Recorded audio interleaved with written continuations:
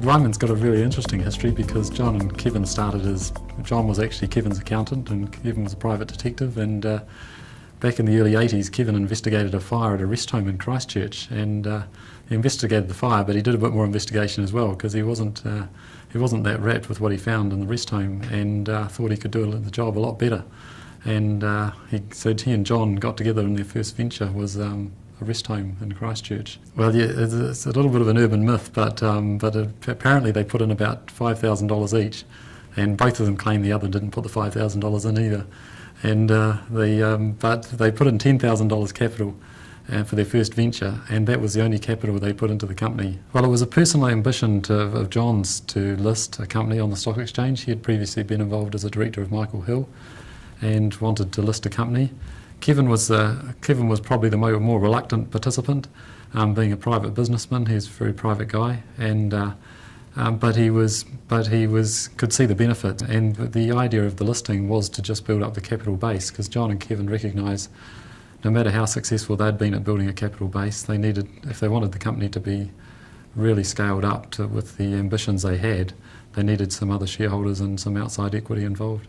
Interesting story, the listing itself of Ryman, because the company raised 25 million and the price was actually below prospectus expectations. It nearly didn't make it to market, and because the interest wasn't as strong as we would have liked.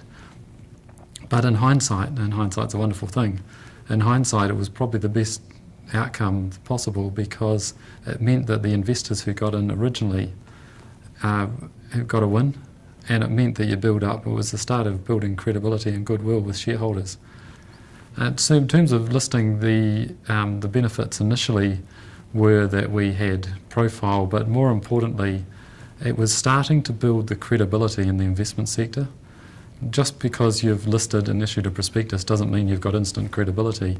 So it started the process of us getting runs on the board and proving that we could do what we were going to do and could perform and had publicly available information and build some history. But the additional requirements of governance or listing requirements, I don't believe are significantly more onerous than it would be if you were a private company. The challenges you have of building a large organisation and having public profile and public credibility would have required the sort of corporate governance structures we have now in any event.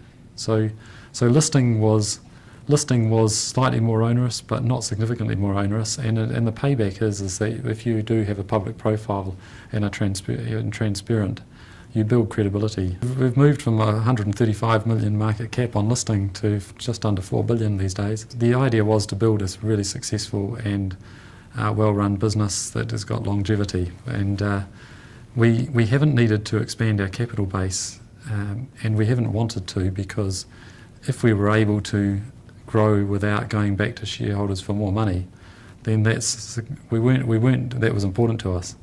We weren't wanting to become big just for the sake of becoming big.